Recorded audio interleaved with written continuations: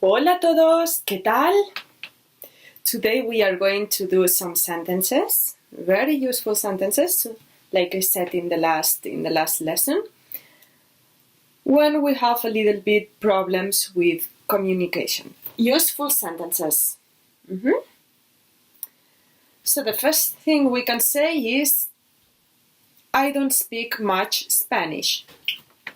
No hablo, remember that we don't pronounce H.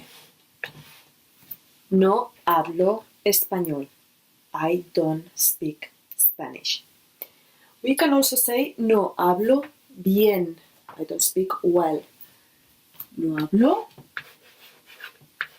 bien español. And as you can see, and I have already said many times, we pronounce everything, every single letter, except the H.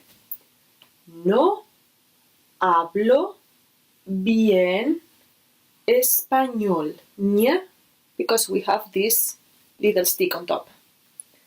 No hablo bien español. Disculpa, ¿puedes repetir? Can you repeat? Disculpa is like excuse me. Disculpa, ¿puedes repetir? And also we open the sign here and we close it here. Why? I don't know, but we have this in Spanish. Disculpa, ¿puedes repetir? No te entiendo. No te entiendo.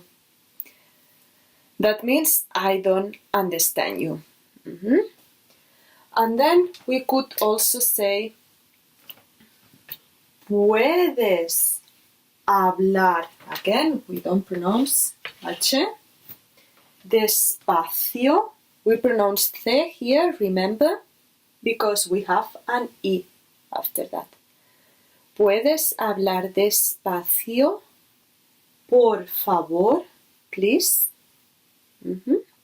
And V, this V here sounds like a B. ¿Puedes hablar despacio, por favor? Can you speak slowly, please? Well, today we are going to be done with that. Nos vemos pronto. Un beso. Chao.